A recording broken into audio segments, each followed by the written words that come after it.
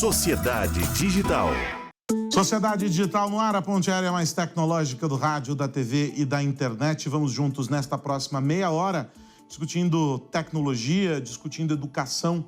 Como é que a gente faz para formar cidadãos que entendam os riscos, as vantagens, os perigos, os benefícios do mundo digital, consigam colocar tudo isso numa balança. Minha convidada de hoje é parte de uma organização que tem uma atuação forte neste processo, que tem interlocução com praticamente todo mundo que está conectado à internet. Se você está conectado à internet de maneira desavisada, não esbarrou com esta pequena empresa chamada Google, é porque talvez você esteja conectado ao www de Marte. Lá eles ainda não têm uma sucursal.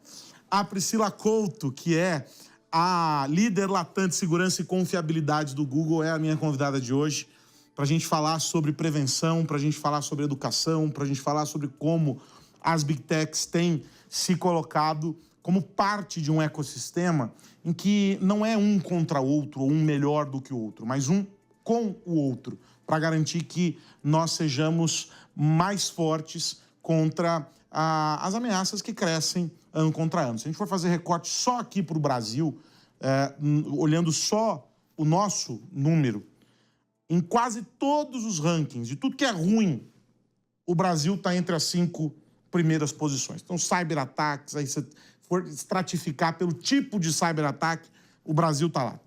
Sempre assim, do 3 ao 5, do 3 ao 5. E a gente fica nesse mundo, o que significa que nós precisamos nos proteger. E só há um caminho para fazer isso. A gente precisa cuidar dos nossos internautas, as pessoas que estão conectadas à internet. Se a gente for lá na PNAD, a gente vai entender que tem um número cada vez maior de idosos conectados. Então, se o cara é vítima da saidinha de banco, você acha que ele não vai cair no golpe do Pix? A gente precisa entender que esse é um ecossistema complexo. E aí tem a pergunta de $1 milhão. Como é, Priscila, que a gente faz para tornar todo mundo mais seguro e consciente neste mundo digital? Obrigado por estar aqui, obrigado por ter aceitado o convite. Obrigada a você, Carlos. Obrigada pelo convite. É sempre um prazer falar em nome do Google. É uma pergunta de $1 milhão, hein? Exatamente. Se eu vou conseguir respondê-la plenamente, não sei. Talvez seja mais fácil ganhar na Mega Sena. Muito mais, eu tenho certeza que muito mais. Educação é fundamental. Tá na base, né? Tá na base. E a educação contínua. Não, a gente não está falando aqui de uma educação que a gente vai dar uma aula hoje, vai prover algum tipo de capacitação e que dessa forma o assunto está resolvido. Até porque quando a gente fala de questões como golpes e fraudes digitais, de ataques cibernéticos, eles estão em constante evolução. E eu não estou falando aqui de evolução de 24 horas, um mês, um ano. Eles estão em constante evolução minuto a minuto. Então, os maus atores que querem atacar, que a gente chama dentro da indústria de atacantes, eles estão minuto a minuto tentando criar um novo golpe, uma nova fraude, um novo tipo de ataque cibernético para tentar, de alguma forma, lesar os usuários da internet. Então, educação é fundamental. Educação, conscientização. E, para além disso, cada um também fazendo a sua parte, então tomando cuidados básicos.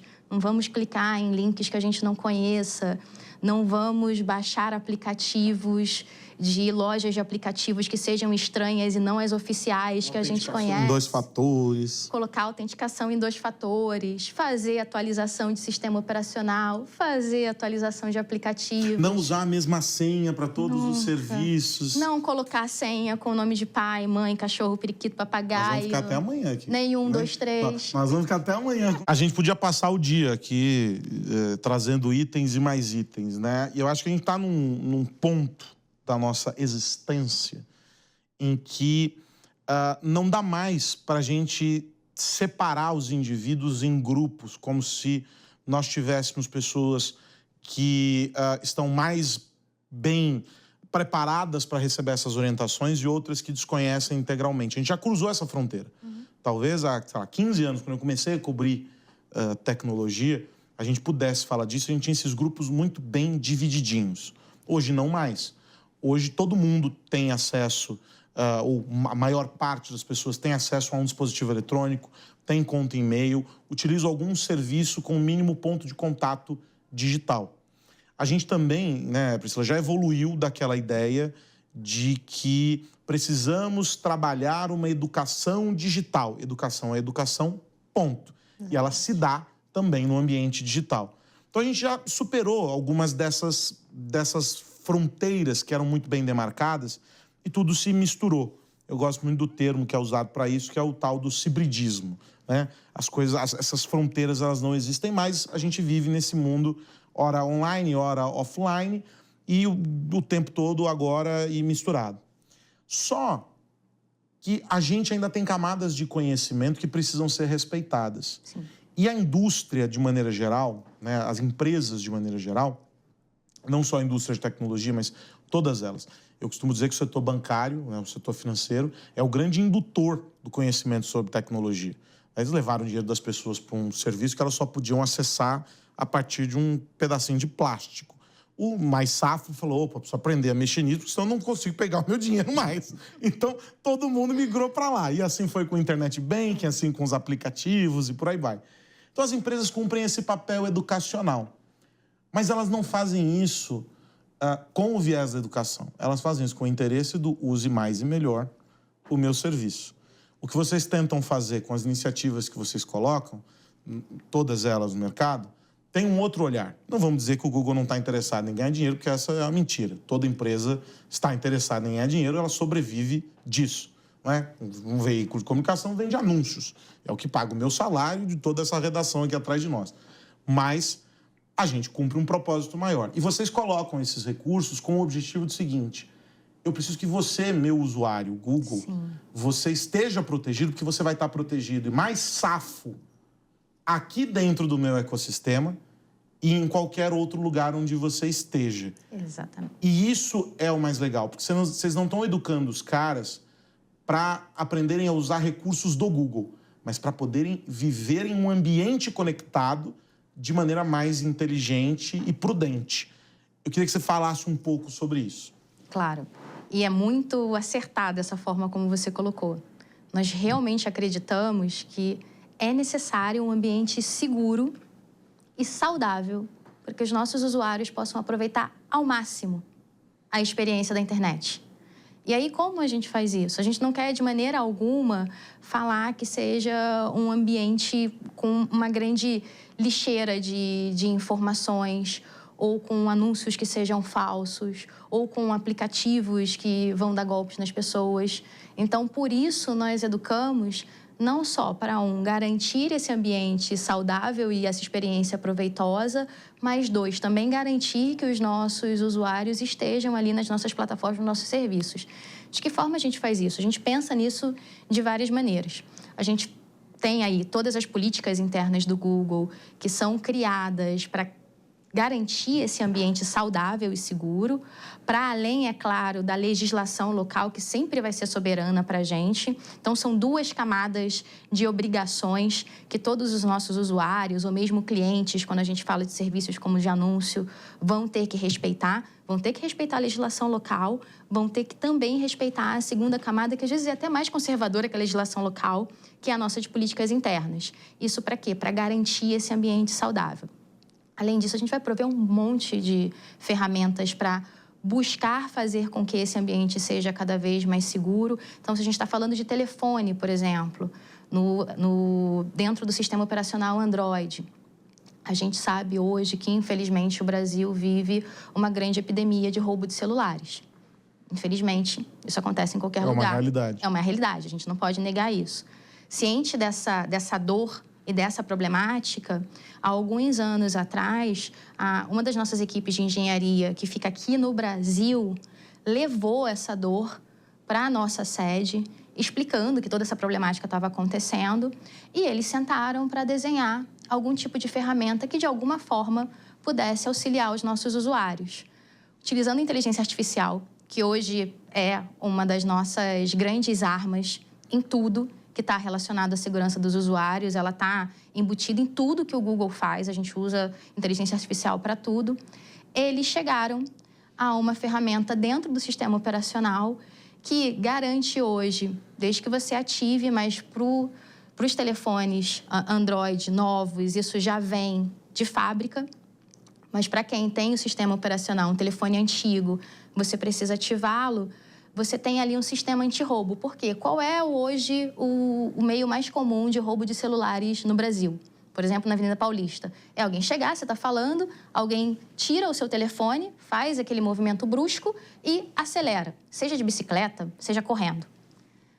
Através dessa ferramenta que nós temos hoje dentro do sistema operacional Android, o que acontece? A inteligência artificial entende, esse movimento de pegada do celular, esse movimento brusco, e de arrancada, velocidade. E ele bloqueia o celular. Esse é uma das ferramentas de segurança que a gente tem hoje para essa problemática específica. Foi criada aqui no Brasil, pelos times de engenharia do Brasil, e hoje está acessível ao redor do mundo. Você vê o que é o Brasil, né? Podíamos estar mandando espaçonaves, assim, para explorar outro sistema solar.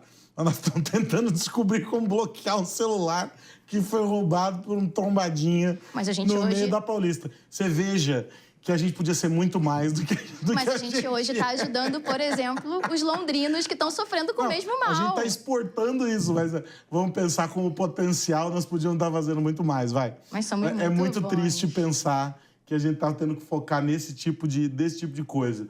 É só ver a história dos idosos. Eu gosto muito dessa coisa dos idosos com o golpe do Pix. O cara mandando lá uma mensagem por WhatsApp e são diálogos, assim, que são toscos, para dizer o mínimo, né?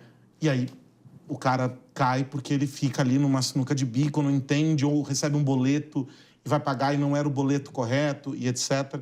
Não parece muito real? E é muito real. Então, assim, a gente vai desde um extremo como a violência urbana até algo que só se manifesta no ambiente digital. Sim. E mesmo para esses casos, nós temos hoje algumas soluções. Então, por exemplo, você recebeu uma mensagem, e aí eu estou falando sempre, gente, utilização de sistema Android. Então, telefones com sistema Android. Você recebeu uma mensagem que tem lá um link que vai te direcionar para um site XYZ. Se você estiver utilizando um celular com sistema Android, você for tentar clicar nesse link, o sistema vai te avisar que talvez aquele site não seja seguro. E aí você vai decidir se você quer seguir ou não. A mesma coisa vai acontecer em relação a aplicativos, que muitas vezes, até por desconhecimento mesmo, as pessoas não entendem que os aplicativos devem ser baixados na loja de aplicativos oficial. E vão por outros caminhos. Ou alguém simplesmente passa um link e fala, baixa esse aplicativo aqui que vai fazer isso, isso e isso. Novamente, no caso do sistema Android, se for um aplicativo que não esteja validado pela Play Store, que é a loja do Google, a loja oficial de aplicativos do Google, ele vai te avisar. E aí, novamente, a gente avisa e fala, olha, não nos parece ser um aplicativo oficial e devidamente analisado, por questões de segurança. Você quer prosseguir? Lógico, a gente sempre dá liberdade às pessoas, a gente não está aqui para travar nada, mas a gente vai avisar que aquilo ali não parece seguro. Isso aqui pode estar te colocando em risco. Exatamente. Você quer seguir em frente? Exatamente. Então, a gente sempre acredita que é muito importante, novamente, educar, conscientizar. Não é simplesmente bloquear, mas por que bloqueou? Como assim está bloqueando? Não, é te avisar, é explicar para você, olha, isso parece não ser seguro. Você tem certeza que você quer? Agora, como é que essas soluções que vocês colocam, desde essa que usa o movimento do telefone para bloqueá-lo, até o alerta de algo que é estranho à loja de aplicativos, enfim, todas as iniciativas de vocês, como elas se relacionam com o papel que a empresa realiza na interlocução com outros players? Porque eu imagino que vocês participem de fóruns em que políticas públicas são orientadas a partir de dados que vocês fornecem também. Ou seja, tem uma troca muito grande com as autoridades, uma colaboração muito intensa. O quanto do que vocês geram de informação, muitas vezes acaba também voltando para vocês com problemas que, acho que isso aqui a gente consegue endereçar uma solução que beneficia o mercado de maneira geral. Porque vocês participam desses fóruns, eu já tive a oportunidade de acompanhar algumas dessas discussões, as que são abertas, e vai um representante lá do Google, da Meta, enfim, de alguma grande empresa de tecnologia, e traz um panorama assim, gigantesco, porque a capacidade que vocês têm de gerar dados é enorme. Né? Então, vocês conseguem trazer ali uma radiografia e tal. Nessas discussões, vocês voltam para cá e falam, poxa, eu acho que aqui a gente tem uma oportunidade interessante, a gente consegue escalar alguma solução. Tem muito desse movimento? Vocês entregam muita informação, mas o que vem dessas conversas... Opa, peraí, vamos criar aqui... São insights válidos para a gente sempre. Tudo é sempre aprendizado. Mesmo nesses fóruns governamentais super burocráticos, assim? E essa, na verdade, é um dos grandes trabalhos que o meu time faz, que é ouvir tudo e todos, coletar todas essas informações, levar para dentro de casa e falar com os times internos de que forma a gente consegue utilizar aquilo para aprimorar, para desenvolver, para criar do zero, porque a gente precisa sempre estar atento a tudo. Muitas vezes vai parecer que uma informação não é tão relevante assim. Não existe informação que não seja relevante. Tudo é relevante para a gente. Ela vai ser aplicada em algum contexto. Ela vai ser aplicada em algum contexto e ela vai poder... Muitas vezes, ela pode não auxiliar globalmente de início, mas ela pode auxiliar localmente e dali se criar algo que depois vai ganhar uma expressão global. Então, vai ganhar mundo. Mas informação para nós, independentemente de quais sejam os atores, esses governo, sociedade civil, academia, que estão trazendo isso para a gente está sempre disposto e de portas abertas a ouvir, coletar, fazer ali toda a peneira do que é necessário e levar esse aprendizado para dentro de casa. E, inclusive, naquilo que a gente já tem mesmo, até para entender se está funcionando ou não, o que precisa ser aprimorado e tudo mais. A gente estava falando um pouco antes de começar a gravar aqui o programa sobre criar uma base zero ali de educação em que, poxa, a gente precisa orientar as pessoas independentemente do ponto de partida. Então, não importa se eu sou uma empresa, se eu sou governo, se eu sou academia, o viés tem que ser de construir conhecimento e compartilhar esse conhecimento. Né? É óbvio que a finalidade de quem está acessando ali os recursos que vocês disponibilizam é cumprir com uma tarefa, desempenhar alguma atividade, algum entregável profissional ou de entretenimento. O cara não está buscando aprender mais e melhor sobre como viver em segurança no ambiente digital. Sim. Né? E fazer isso gera fricção. E aí vocês criam momentos ou alguns gatilhos para, durante essa jornada, promover essa experiência de aprendizado. É uma rotina diferente do que, por exemplo, uma escola faria, ou do que as empresas que operam num outro nível fariam. Então, sei lá, dentro de algumas empresas eu já tive a oportunidade de participar de teste de phishing. Então, você lança lá para a empresa inteira e tal. O resultado é sempre muito interessante. Você tem jornadas de educação que vão sendo cumpridas. Só que no caso de vocês é uma jornada com alguns bilhões de pessoas conectadas. Contínua. Não é? E com uso que é muito intenso. X ou Y. Olha, eu não estou aqui, eu vou acessar o YouTube agora e eu quero aprender como eu devo não usar a minha senha corretamente, né? Como que é esse processo de criar o conhecimento, de disseminar conhecimento, sem fazer com que o usuário fale, nossa, de novo isso aqui. Não pode ficar fatigado. Não pode ser um pop-up, tipo a publicidade que entra ali no meio, na melhor parte do vídeo. É um trabalho contínuo de educação que está espalhado por todos os tipos de plataformas que você puder imaginar. Então, hoje no Brasil, por exemplo, a gente fala em rádio, a gente fala em TV, a gente fala em jornal impresso. Temos o nosso site, que é a Central de Segurança. A gente faz uma série de projetos com organizações da sociedade civil que nos ajudam a amplificar muito essa questão de segurança, educação midiática, que é tão importante hoje no Brasil, que vão nos auxiliar a falar sobre golpes e fraudes digitais, como trazer segurança para o teu dia a dia, ou muitas vezes, a gente acabou de ter agora a aprovação do ECA Digital, como pais, mães e responsáveis podem ter e gerar uma relação que seja segura e saudável para os seus filhos com telas. Tudo isso a gente utiliza esses diferentes mecanismos e muitas vezes é muito focado na parceria com organizações da sociedade civil, com o governo, sempre que possível, para nos auxiliar a realmente levar essa informação o mais longe possível. A gente está falando de Brasil, é um país continental. Não adianta a gente pensar unicamente no eixo Rio, São Paulo, Minas ou Brasília, em como se consome informação aqui.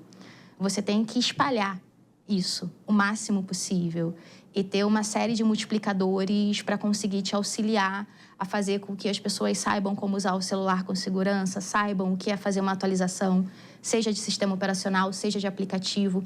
Coisas que parecem bobas, mas que no final do dia não são. Elas não são nem bobas nem óbvias. Pelo contrário. Então, a gente precisa muito, não só do trabalho do próprio Google, com pessoas como eu, times gigantescos que trabalham nessa questão de educação, conscientização, de publicização de todas essas iniciativas e narrativas para o mundo exterior, mas a gente conta também com uma série de parceiros nessas diferentes áreas da sociedade para conseguir levar isso. E é interessante porque quando a gente fala sobre o acesso à internet, como premissa para dizer que o camarada está conectado, a gente olha o número total e diz assim, nossa, nós temos X milhões de brasileiros conectados à internet. Olha Há mais celulares do que pessoas. Nossa, mais celulares, como isso é incrível e tal. Aí quando você começa a mergulhar no número e tal, você começa a entender, poxa, peraí, tem um camarada lá longe que ele está conectando ainda no 3G. Esse cara tem uma semi-experiência digital, portanto. O que não elimina que ele está suscetível Exatamente. a riscos. Uhum. Eu tenho na minha família um caso que eu acho genial. Eu tenho uma tia que, beirando os 80, não tem e nem nunca teve uma conta de e-mail. Olha. No entanto, ela é a rainha do WhatsApp. Ela manda o bom dia frenético para a família, certo? O fato de ela não ter e-mail a exclui de um universo grande de possibilidades dentro do ambiente digital. No entanto, ela tem, não é nem uma janela, é uma parede gigantesca, escancarada, para qualquer tipo de problema, né? Toda sorte de problemas, que é o aplicativo de mensagens. E ela nega aprofundar-se no conhecimento digital. Alguém tem que ir com ela ao caixa eletrônico, ao banco, fazer o serviço. Ela não reserva um bolo na doceria por WhatsApp. Ela pega o táxi e vai até a doceria para reservar, olhando para a moça do balcão. Ela é a síntese, né? Ela é a personificação de um perfil enorme de pessoas Brasil afora. Sim. Que estão num limiar de um risco danado, porque a gente não consegue acessar essas pessoas com a educação da maneira como nós gostaríamos, e eles são os mais vulneráveis, no entanto. Chegar nessa turma, como a Suzy, é um caso absolutamente sui generis, porque eles estão conectados ao mesmo tempo em que eles vivem uma vida analógica. Sim. Né? E estão suscetíveis aos riscos que todo mundo está, talvez com um agravante muito maior. Só que todas as iniciativas, elas olham a média. A média exclui essa galera. E eles é que estão em um risco muito forte. A gente não tem vacinas para esse tipo de coisas ainda. O que seria, na tua visão, um endereçar soluções para problemas como esse, essas zonas de exclusão?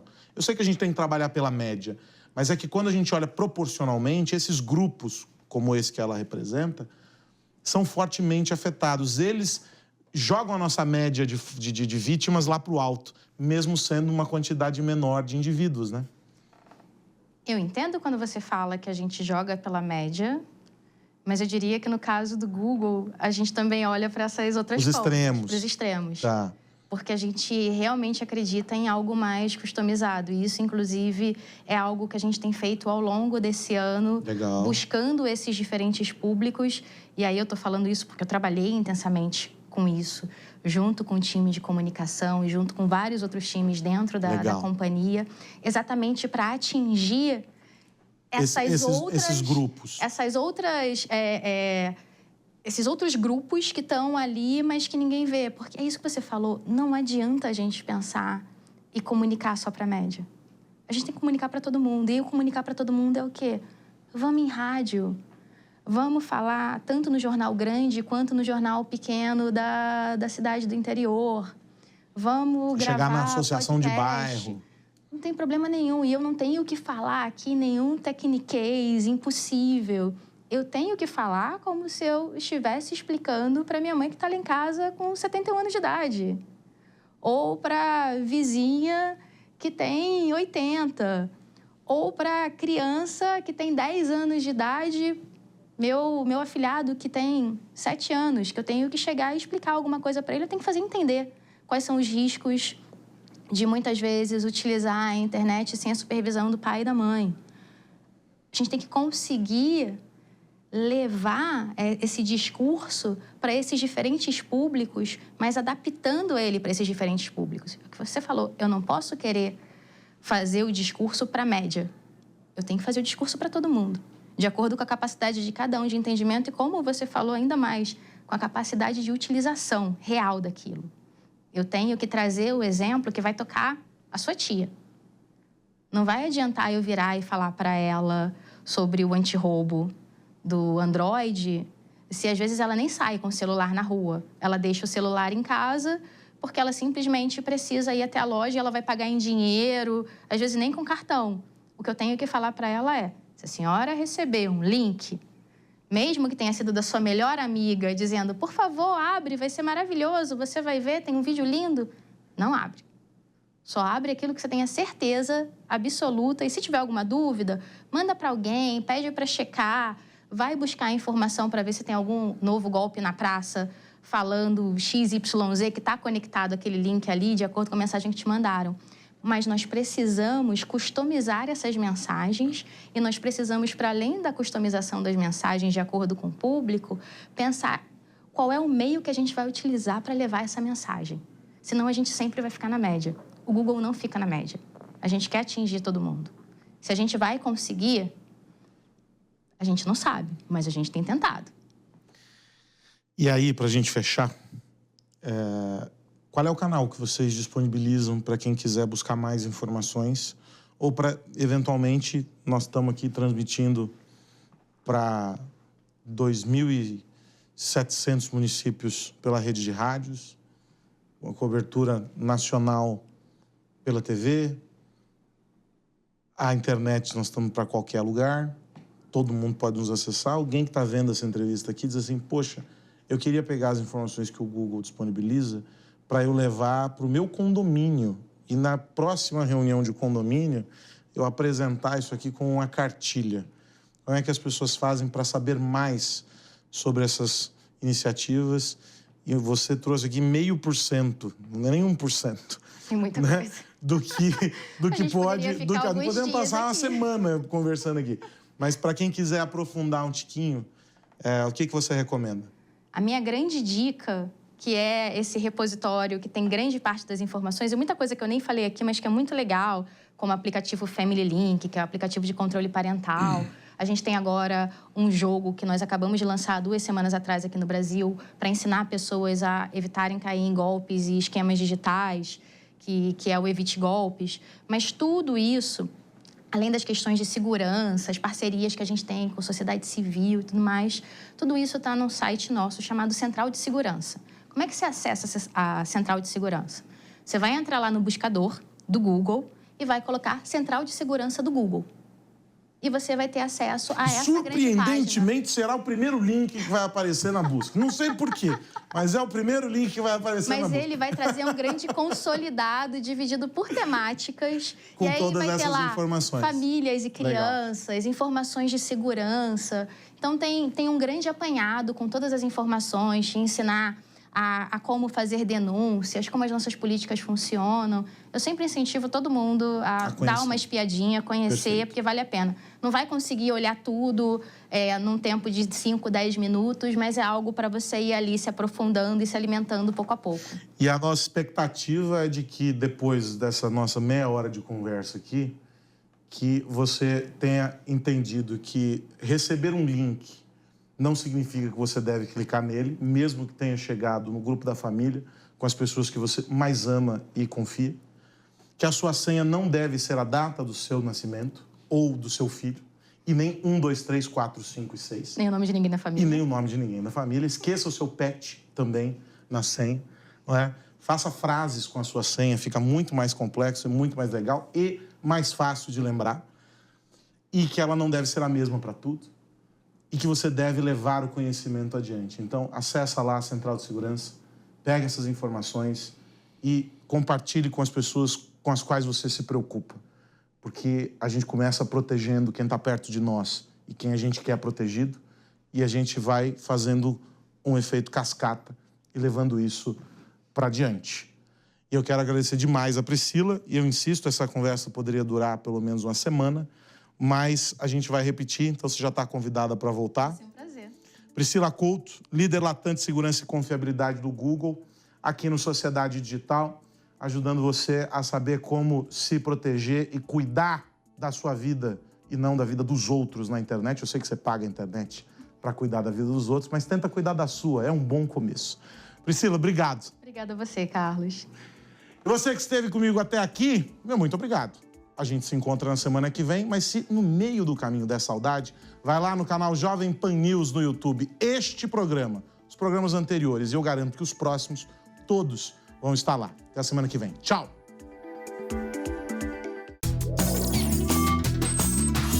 Sociedade Digital. A opinião dos nossos comentaristas não reflete necessariamente a opinião do Grupo Jovem Pan de Comunicação. Realização Jovem Pan.